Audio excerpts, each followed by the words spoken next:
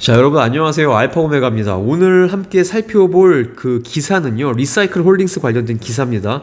지금의 그 주가가 바잉 오퍼튜니티다라고 하는 이제 글이 올라왔고, 일단 기본적으로 매수 의견을 주고 있습니다. 그래서 일단 보면은 그럼 바로 볼게요. 그 리사이클 홀딩스가 2분기 발표를 했을 때 뭐라고 얘기했냐면요, 북미랑 유럽에서 지금 우리가 예정한 계획대로 잘 진행을 하고 있다라고 이제 얘기를 했습니다. 그 다음에 이것과 더불어서 이 블루 오르카에서 나왔던 이 공매도 보고서 있죠. 이거에 대해서 이제 해명을 했습니다. 해명을 했는데 그거 해명을 듣고 이 저자는 그 리사이클링 홀딩스에서 조금 더 일단 확신을 갖게 되었다라고 이제 얘기를 하고 있어요.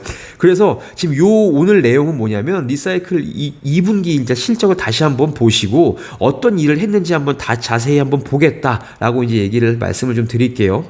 자, 여기 보시면 sufficient liquidity예요. 그러니까 굉장히 좀 충분한 유동성을 가지고 있다라고 얘기를 하는데, 결국 얘는 이게 뭐냐면 돈이 많다라고 이제 얘기를 하는 거죠. 왜냐면 이 돈이 많아야 얘네들이 지금 짓고 있는 이런 스포크에도 돈을 댈 수가 있을 것이고, 아직 완공이 되지 않은 허브에도 돈을 댈 수 있을 것이고, 이 밖에도 뭐 인건비, 그다음에 뭐 재료비, 아니면 뭐 지금 유럽에 지금 진출을 했잖아요. 노르웨이랑 그다음에 독일에, 여기 외에도 지금 뭐 예를 들어서 중국이라던가 한국, 그다음에 일본에도 진출을 할 수 있는 그런 돈이 필요하기 때문에 이런 유동성은 굉장히 필요합니다. 그런데 이 블루 오르카에서 뭐라고 얘기했냐면요, 얘네 집 돈 부족할 거다. 1빌리언 아마 빚을 가지고 오든지 아니면 주식을 더 발행을 할 거야 라고 굉장히 얘기를 하면서 투자자들에게 굉장히 안 좋은 얘기를 했죠. 그러나 지금 여기 이 2분기 발표를 보고 나서 지금 매니지먼트가 이렇게 해명을 잘 했다라고 하는데, 어떤 해명이냐 보면, 지금 리사이클 홀딩스가 굉장히 지금 필요한 유동성이 필요한데 이것들 이미 다 가지고 있다.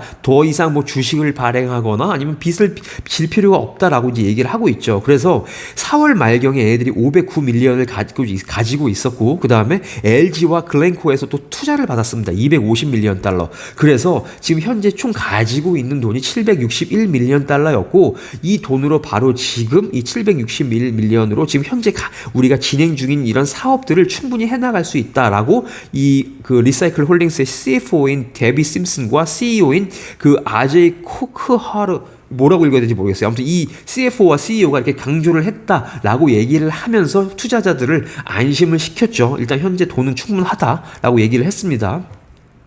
그래서 여기 지금 보면 이라고 써있죠. 즉 지금 우리가 지금 하고 있는 프로젝트, 결과적으로 지금 북미의 5개의 스포크, 그 다음에 2개의 스포크, 독일이랑 그 노르웨이죠. 요거에 대한 자금이 충분히 지금 fully funded, 충분한 자금이 모여졌고, 마찬가지로 로체스터에 있는 허브도 지금 2023년도에 계획대로 잘 완공이 될 것이다 라고 이제 얘기를 한 겁니다. 그러면서 투자자들을 안심을 시켰죠. 자, 그러면 굉장히 significant operation progress가 지금 메이드가 만들어졌다라고 얘기를 하는데, 이게 뭐냐면 이제 눈에 띄는 이런 이게 운영이 잘 되고 잘 뭐 진척이 됐다라고 이제 얘기를 할 수가 있을 텐데, 여기 보시면 이 사람은 지금 어떤 것 때문에 굉장히 기쁘다고 합니다. 왜냐하면 애리조나에 있는 스포크가 완공이 돼서 지금 운영 중에 있다. 요게 지금 굉장히 기쁘게 생각을 한다라고 얘기를 하고 있고, 이 애리조나에 있는 스포크는 바로 이제 넥스트 제너레이션 스포크다라고 이제 얘기를 하고 있죠. 근데 이게 뭐 이 온 스케일, 그러니까 규모면으로 봤을 때 얘네들이 처음에 만들었던 스포크, 온타리오와 뉴욕 스포크가 원래 일단 얘네들이 하나당 5,000톤까지 이제 처리가 가능한데, 이 애리조나에 있는 거는 거의 용량이 2배다. 이 애리조나의 하나만으로도 지금 1년에 10,000톤의 처리가 가능하다. 폐배터리를 처리가 가능하다는 거겠죠. 폐배터리 처리가 가능하다라고 얘기를 하고 있고, 그리고 지금 얘네들이 뭘 강조를 했었냐면, 이 CEO와 이런 뭐 운영진이 뭘 강조를 했냐면, 이 애리조나에 있는 스포크에서는 이런 배터리가 들어왔을 때 완전히 fully electric vehicle이에요. 그러니까 완전히 전기 자동차에서 만약에 배터리를 떼오면 얘네들을 뭐 분해하거나 방전시키는 그런 과정 필요 없이 아예 바로 그 환원이 가능하다. 그러니까 차세대 스포크다라고 이제 얘기를 했다라고 이제 보시면 좋을 것 같습니다. 그다음에 여기서는 로체스터 허브에 대해서 좀 말씀을 드리면, 지금 얘네들이 어떤 거에 지금 2023년도에 지금 이제 운영을 시작을 예상을 하고 있는데, 지금 요즘에 시장 변동성도 심하고 원자재 가격도 많이 뛰었죠. 그래서 이 매니지먼트가 뭐에다가 포커스를 맞췄냐면, 지금 필요한 이런 기구들, 그다음에 재료들을 먼저 확보를 하는데 하는데 굉장히 초점을 맞추었다. 왜냐하면 이건 결국 뭐냐면 이 허브가 계획한 대로 제대로 완공돼서 돌아갈 수 있는데 굉장히 신경을 썼다라고 이제 해석을 할 수가 있겠죠.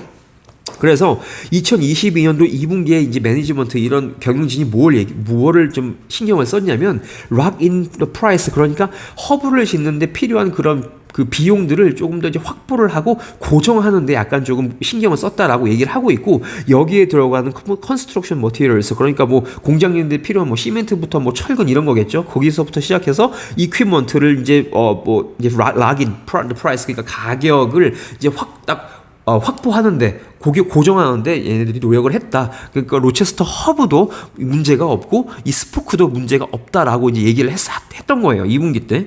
그 다음에 이제 유럽의 이제 진행 상황을 한번 보면 유러피언 스포크가 절맨이랑 노르웨이 두 개 있는데, 지금 얘네들이 마찬가지로 아리조나와 같은 기술을 가진 차세대 스포크다. 그래서 얘 독일에서 만톤, 노르웨이에서 만톤 이렇게 처리를 하게 될 것이다. 그런데 이 독일이랑 노르웨이에 지은 이유가 지금 이 프라이어랑 테슬라, 그다음에 폭스바겐에 있는 자동차 회사 근처에 있다라고 이제 얘기를 하고 있죠. 그렇게 되면 앞으로 이제 뭐 이런 세계 회사에서 이런 리사이클 홀딩스를 이제 이용을 할 수 있는 확률이 굉장히 상대적으로 커지겠죠. 그리고 그다음에 LG 에너지 솔루션도 이제 이 위치에 있다고 합니다. 그래서 요 근처에다가 지었고 2023년도에 이제 온라인으로 될 거래요. 2023년부터 이제 가동이 될 것이다라고 얘기를 하고 있고, 2만 톤에 1년 동안 2만 톤의 그런 폐배터리를 처리를 할 수 있다라고 이제 여기서는 유럽에 대한 얘기를 했습니다.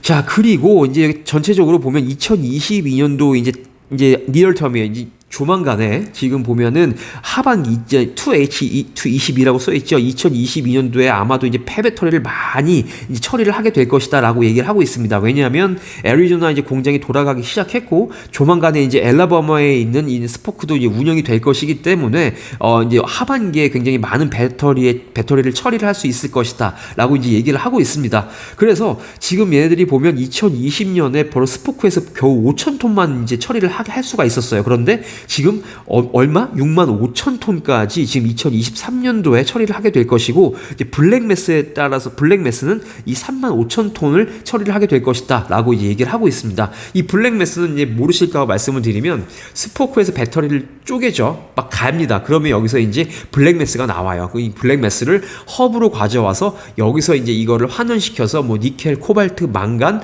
뭐 리튬 이런 것들을 다시, 이런 원자재를 다시 복구를 하는, 그게 바로 이제 필요한 게 블랙매스다라고 이해를 하시면 좋을 것 같아요. 자, 그래서 그러면 얘네들이 2022년도 2분기에 했던 일을 여태까지 쭉 얘기를 했습니다. 그러면 조금 좀 크게 보자 이거죠. Improving Battery Recycling Industry, 이 배터리 리사이클링하는 산업군이 지금 어떤가, 분위기가 어떤가 보면, 지금 이제 리사이클 홀딩스가 상장할 수밖에 없는 이런 테일 윈드가 있다. 이제 등 쪽에서 얘네들의 바람을 밀어주는 거죠. 앞으로 갈 수 있게 순풍이 불고 있다라는 건데, 첫 번째는 바로 에너지 시큐리티입니다. 각 나라에서 이제 에너지를 확보하기 위한 그런 노력을 기울인다라고 이제 얘기를 하는 게 바로 첫 번째 이유고요. 그 다음에 누구도 피해갈 수 없는 이 기후 변화에 대한 그런 뭐랄까요, 그런 대응을 하기 위해서 우리가 전기 배터리를 쓰기 시작했죠. 이게 두 번째 이유고, 세 번째가 바로 제 전기차로 가는 이런 트렌드다. 뭐 기차면 기차, 자동차면 자동차, 뭐 자전거 뭐 이런 것들이 세 가지가 바로 이런 리사이클 홀딩스가 앞으로 이제 발전되게 하는 그런 순풍 역할을 할 것이다라고 얘기를 하고 있습니다.